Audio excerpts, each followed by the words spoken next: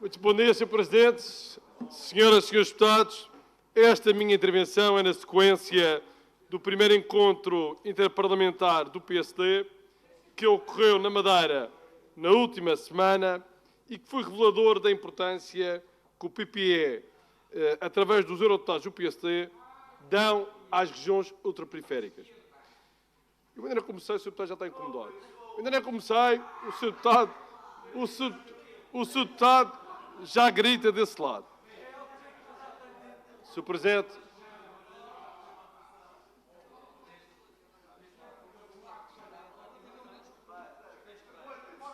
se fôssemos o grupo parlamentar já tínhamos ido embora amoados, mas não. Vamos embora. Sr. Presidente, senhoras e senhores deputados, e ofendidos, claro. Por isso, estes momentos de aproximação são de veras importantes e cruciais, porque permite que uma região autónoma como a nossa, no extremo ocidental da Europa, possa sensibilizar eurodeputados para a sua realidade e para aquilo que são os desafios da União Europeia. Eu volto a reafirmar o que tive a oportunidade de dizer, é que o nosso atual Estado de Desenvolvimento Regional deve-se e muito à União Europeia.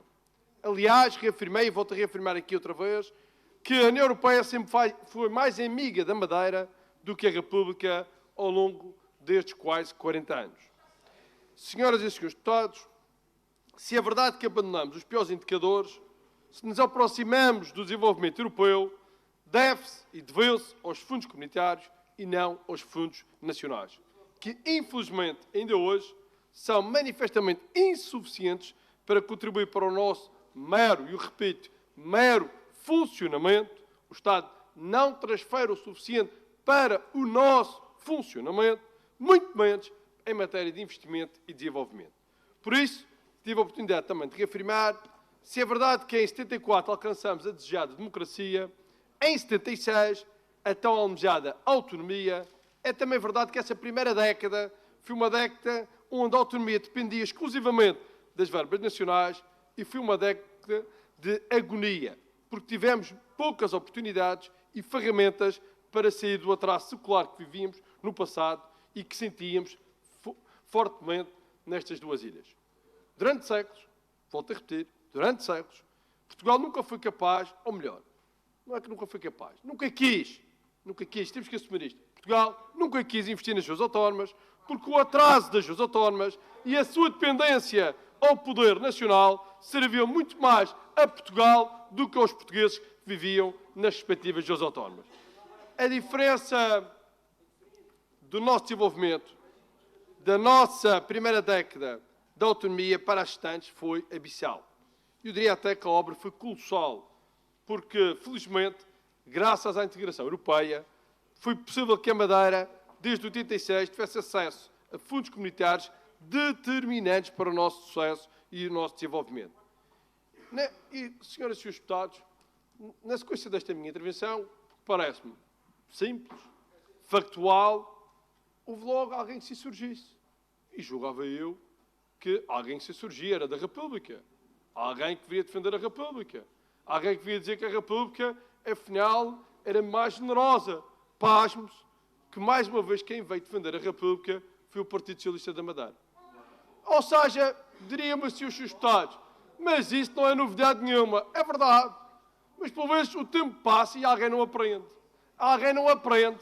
E melhor, e agora mais grave, é que, mais uma vez, o PS veio defender a terreno a República, agora na pele do novo Cordeiro, ou melhor, aparentemente Cordeiro, veio um presidente do Partido Socialista da Madeira dizer que a República é mais amiga, afinal, do que a União Europeia.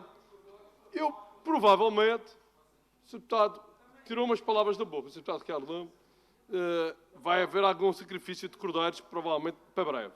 Provavelmente, por desconhecimento da minha intervenção, eu posso aceitar essa sua intervenção. Porque só por desconhecimento.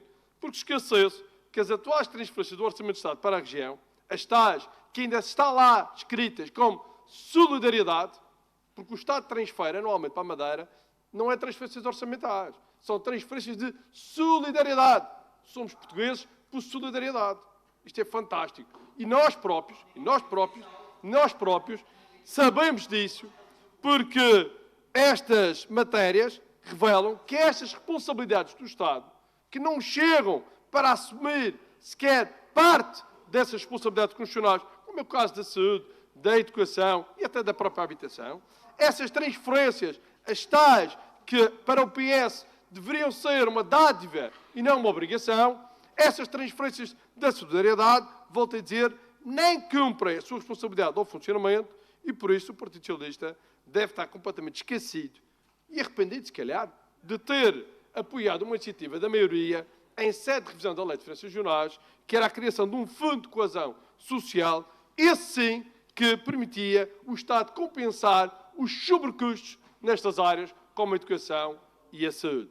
É incrível como é que se de repente esquece aquilo que se defendeu recentemente no abrigo de uma Lei de Finanças Regionais, nesta Assembleia, aprovado por unanimidade.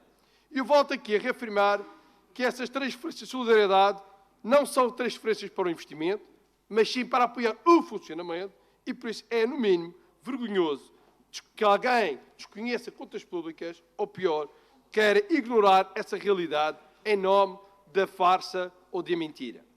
E por isso, volto a recordar esta Casa, para que não haja dúvidas, desde 2015 recebemos, da parte do Estado português, nos orçamentos respectivos, cerca de 470 milhões de euros para investimento, volto a dizer, artigo 49 do Fundo de Coesão para as regiões ultraperiféricas. Esta é a verba destinada à parte de investimento. E isso foi o que nós recebemos. Curiosamente, durante esse mesmo período, recebemos 986 milhões de euros, ou seja, mais do dobro da União Europeia para a área do investimento. E por isso, senhoras e senhores deputados, podemos fazer as contas que quisermos, mas há algo que não nos retira. É que se não fosse o investimento da União Europeia, a Madeira estaria ainda, como estava em 86, atrasada relativamente a outras regiões e a outras partes do território nacional. E por isso, permitam-me que diga e reafirmo que a União Europeia, nas últimas décadas, sempre foi mais amiga da região do que Portugal, porque Portugal tinha essa obrigação e não cumpriu até hoje. E esta percepção, senhoras e senhores deputados, não é apenas minha, é também da população, que sente que só há investimento com apoio comunitário. E, senhores Presidentes, senhoras e senhores deputados, estas jornadas mas permitiu também discutirmos muito mais do que isto. E a parte que também permitimos discutir foi a parte do relatório preliminar que, neste momento,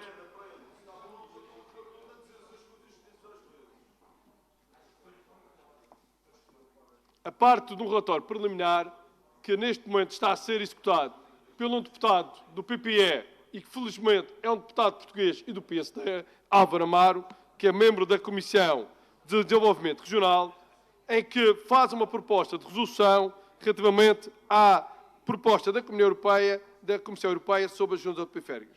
E permitam-me que destaque aqui alguns desses pontos que parece-me revelador que o facto de termos um português, e felizmente do PPE e do PSD, em que tem consciência das dificuldades das regiões ultraperiféricas, tem consciência das dificuldades nacionais, permite-me que, olhando para esse texto, veja muitas das matérias que há muito reivindicamos e estão lá contempladas. Posso-vos dar exemplos como considerar que os transportes aéreos e marítimos são essenciais para a ligação das RUPs ao continente europeu. Posso também destacar o setor primário, onde é importante o POSEI e o reforço do POSEI. Posso também destacar a questão da necessidade de aumentar a flexibilidade nas regras de auxílios estatais às empresas nas regiões ultraperiféricas. Posso destacar a importância da continuidade dos regimes fiscais nas RUPs, tendo em conta o seu impacto nas economias locais.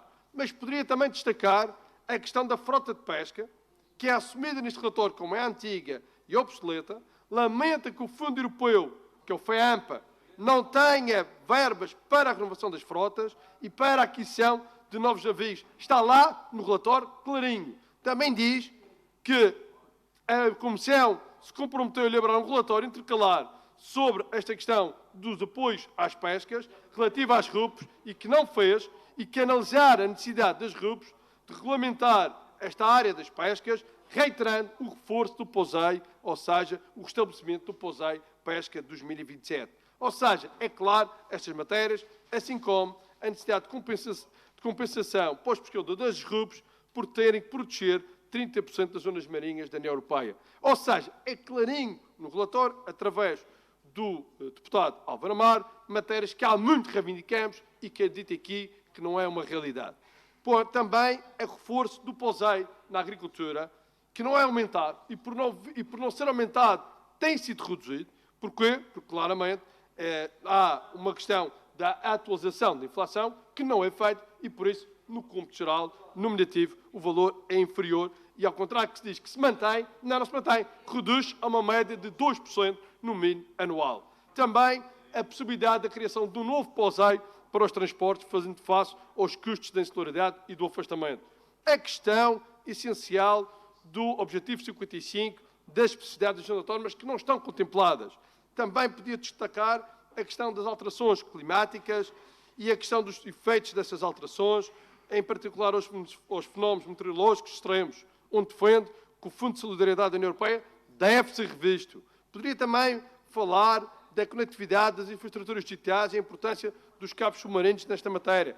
Poderia falar na questão dos sistemas de saúde das regiões, onde claramente se caracterizam todas as regiões pela dificuldade das infraestruturas e de profissionais de saúde.